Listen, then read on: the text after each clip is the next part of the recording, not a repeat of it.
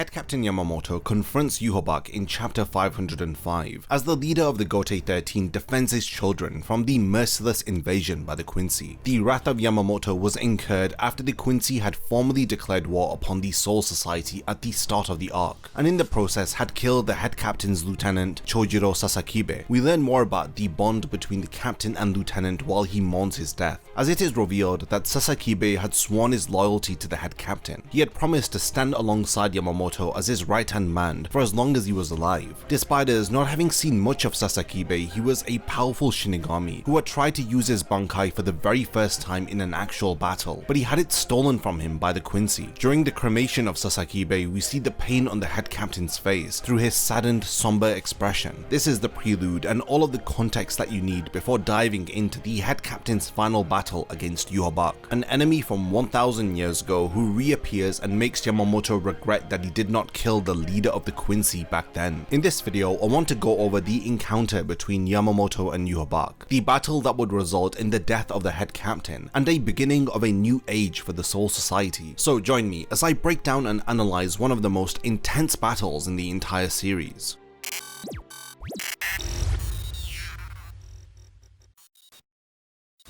Before the video begins, only 20% of the people who actually watch my content are subscribed to the channel. If you enjoy these videos, then subscribe and stick around for more content just like this. Now let's get back to the topic of the video. Not too long after the cremation of Chojiro Sasakibe, the Quincy begin their invasion of the Soul Society much earlier than expected. It makes no difference to the head captain, who has been prepared and wrathful since the very moment that the Quincy had stepped foot into his 1st Division barracks. He had already ordered the Gotei 13 to prepare for battle and to not trust the Quincy when they had stated that their attack would commence in 5 days. Over the 1000 years since the head captain's first battle against Yhwach, a lot has changed. Their rematch has a prevalent theme of becoming weak or softening over time. This is because the head captain has a monstrous side that he has not had to use for a millennia. He had to cage this wrathful power because it was that harmful to the Soul Society. However, if the shinigami are to stand any chance against the Quincy, he needs to once again become a fierce monster who has little to no regard of the concepts of mercy and compassion. When the Quincy begin their attack, the head captain heads out, leaving behind his 3rd seated officer to protect his 1st company barracks. After arriving onto the battlefield, the head captain protects Hisagi from the very Quincy who had stolen his lieutenant's bankai. During this very brief encounter, Yamamoto states that he will not spare a single Quincy who has dared to attack them. He makes quick work of Driscoll Bursey, who had in fact tried to use the bankai of Chojiro Sasakibe, but instead had angered the head captain, leading him to burn the Quincy alive. The shinigami can sense the immense spiritual pressure emanating from Yamamoto, as they are aware that he is furious. They all admit that they have never seen him this angry, as he then arrives before Yhwach, who is holding up the lifeless body of Kinpachi by the throat. It seems as though the first Great War potential Kinpachi did not live up to their expectations. Just as he declares that the Soul Society is doomed, the head captain arrives accompanied by a burst of flames that outwardly manifest his burning rage and anger. He sternly tells Yhwach that after 1000 years he has now arrived to take his life. Like Ukitake had stated, we have never seen Yamamoto in this state, where he mercilessly burns alive someone all the way down to their bones, and even declares to kill an enemy at the onset of battle. This state of absolute anger and power is felt throughout the Serite, and it boosts the morale of the other Gotei 13 members, who feel honoured that the head captain has joined them on the battlefield. They cannot let him down, especially if he is giving it his all too. An effortless ambush is attempted by several Sternritters, but Yamamoto brushes them aside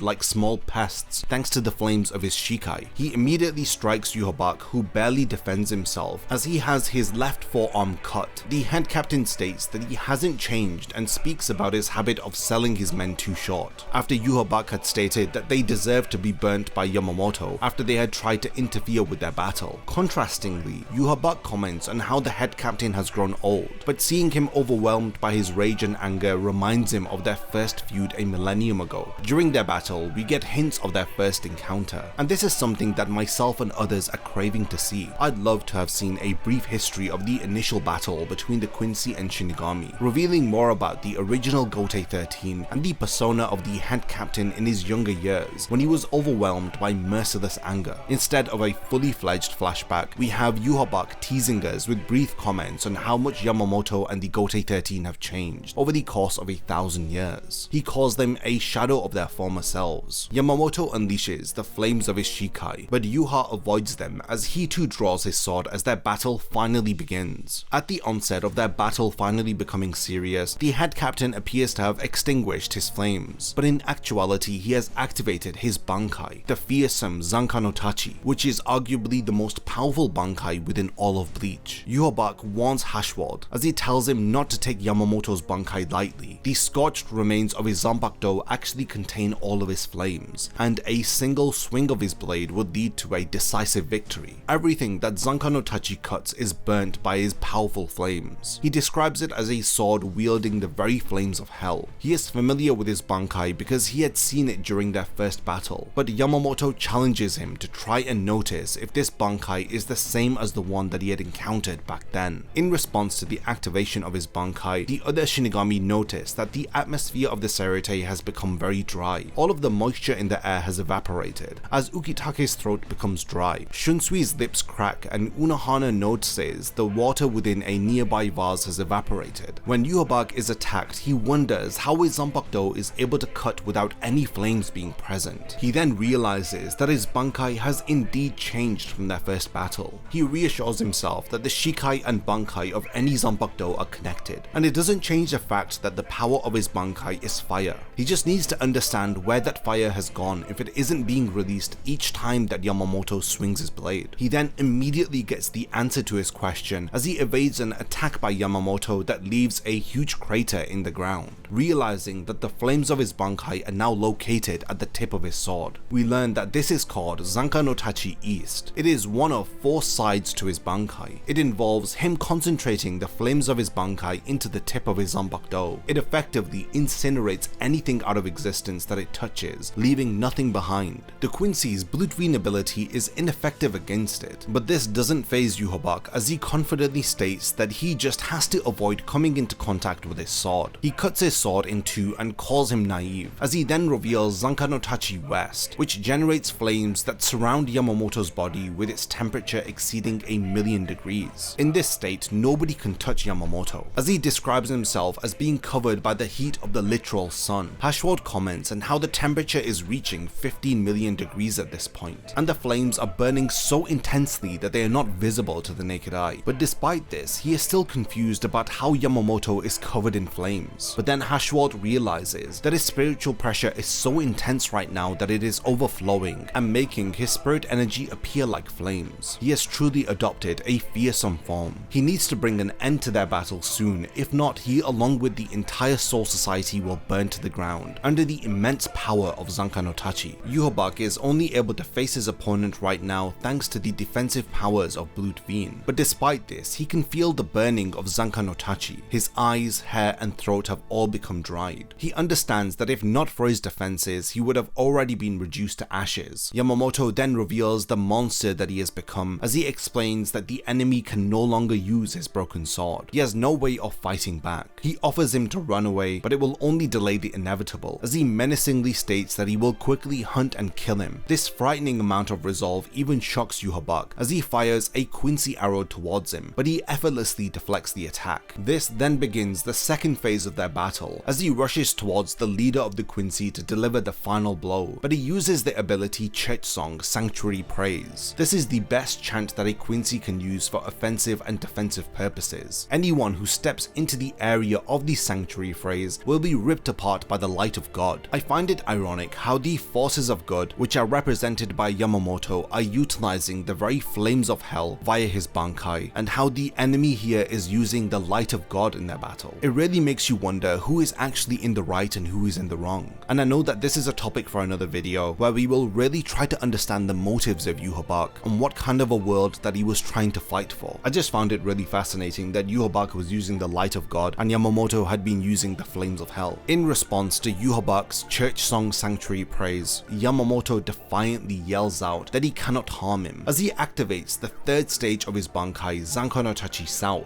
All of the victims that were turned into ashes by the flames of his sword begin to arise from the ground, as the head captain summons an army of undead soldiers to his aid. They all surround the head captain and begin to charge Yhwach, who finds it contradictory that the leader of the shinigami would use an ability that would awaken the dead. He calls him a disgrace to the shinigami as he attempts to counterattack, but then notices among the faces of the undead soldiers are his former allies from a millennia ago. He is then restrained by the skeletal remains of his underlings. As Yamamoto makes some distance between them, he asks if Yhwach is now regretting not having stolen his bankai earlier. He then says that it's not that he chose not to steal it, it's that he was unable to. With this revelation, he declares that it is over for Yhwach, who yells out in frustration as he tries to break free, but Yamamoto can see the tears in his eyes. He must feel pain that he has to destroy the corpses of his comrades just to reach the head captain. He then states that Yhwach's pain does not compare to his own, referring to the suffering that he has had to endure because of all of the shinigami that the Quincy have killed. In order to deliver the final decisive strike, Yamamoto activates the fourth and final form of his bankai, Zankai no Tachi North, ending their battle after a single swift and decisive strike. The leader of the Quincy has the left side of his torso and his arm erased from existence as he collapses to the ground. While Yamamoto's bankai is undone, he notices Yhwach laying on the ground, stating that he wasn't strong enough, and strangely enough, he is asking himself for forgiveness. In chapter 510, we have the shocking revelation that the head captain has been battling an imposter this entire time. He in fact had just defeated Royd, who is one half of the Sternritter duo Lloyd-Royd. He has the power to mimic another's memories, mind, and their appearance. By the time that Yamamoto realizes what has happened, an explosion erupts from his 1st Division barracks, and the real Yhwach is already standing behind him. He reveals that he has been below the 1st Division barracks and visited Muken, as he had tried to recruit Aizen, who is also one of his 5 great war potentials. As expected, after being offered a position within Yhwach's special forces, Aizen had turned it down. At this moment, Yhwach is aware that Yamamoto has used up all of his spiritual pressure fighting the doppelganger. Just as he is about to activate his bankai once again, it is stolen by the Quincy's leader, as he states that no other Quincy aside from Yhwach is capable of controlling the immense power of Yamamoto's bankai, and it is for this reason that only Yhwach can steal it. He taunts him by saying that he could use his bankai against him by awakening the corpses of his men. This angers the head captain as he is about to charge Yhwach, but is then stopped by a giant reishi sword that falls to the ground in front of him. Yhwach bids farewell to him, wielding his blade as he effortlessly cuts down the exhausted and tired head captain. Yamamoto's body is cut in two, from his left shoulder all the way down to the right side of his torso. Ugitake and Shunsui immediately sense the significant drop in their leader's spiritual pressure, as they are aware that the head captain is facing his final moments. Chapter 511, titled Die Standing, embodies the spirit of Yamamoto Genryusai Shigekune. Even at death's door, he refuses to die quietly, as he grabs Yhwach's cape as if to say that he isn't finished with him yet. Yhwach states that he is surprised that the head captain would meet such a pitiful demise. He cuts off Yamamoto's arm and ridicules his efforts, revealing why he did not place Yamamoto as one of the 5 great war potentials. He questions why is it that he did not have his left arm healed after the events of the fake Karakura Town arc. He could have restored his arm via the powers of Orihime, but he had stubbornly chosen not to. Yhwach states that Yamamoto has softened over time because he did not want to exploit the humans for his own gain. He had refused help from Orihime, and he was even apprehensive about getting help from Ichigo during the Gotei 13's battle against Aizen and his army of Urankars. Even now, the head captain has burdened himself with the fate of the Soul Society and the world of the living in order to challenge and lose to Yhwach. He states that Yamamoto has grown weak. A millennium ago, he was different. The original Gotei 13 that he had founded were a group of merciless killers. It was because of their cold-hearted nature that they were feared by everyone, and the one to keep this terrifying group in check was none other than Yamamoto. From Yuha's description, it sounds like the original Gotei Gotei 13 was filled with individuals very similar to Kinpachi, who want nothing more than to decimate their opponents in battle. He continues to state that Yamamoto used to act like a beast with his Zanpakuto. He would do anything for the sake of defeating the enemy. He did not care so much for the lives of his men, as they meant nothing over the feeling of victory. However, all of this had changed after the Quincy were defeated, and once peace had arrived within the Serete, the Shinigami had softened, as they now had more to protect, and had time to form meaningful bonds with others. The Shinigami had become hesitant,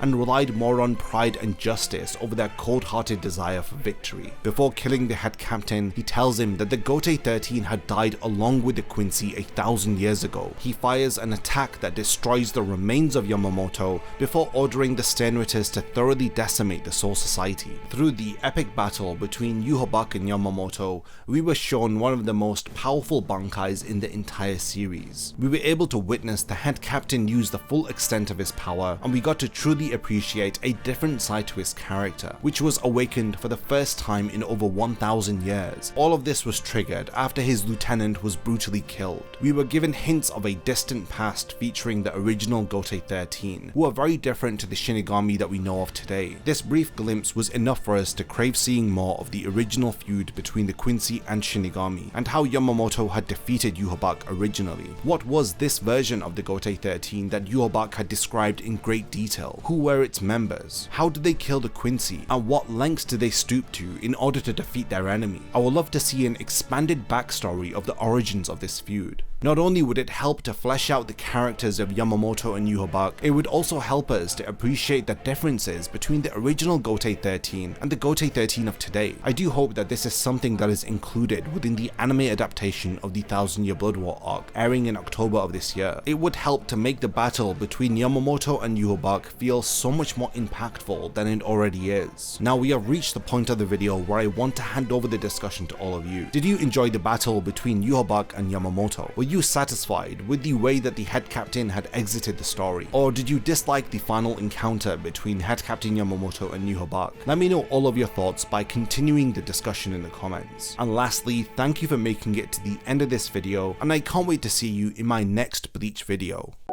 If you enjoy my content, then you can support my channel through Patreon for as little as $1 a month, or even through YouTube by becoming a channel member. You will gain access to exclusive channel perks and a Discord server which I frequently use. So become a member of my Zero Division and be the first to know about my upcoming videos. And once again, thank you for sticking around till the end of the video, and whatever you contribute will mean a lot to me.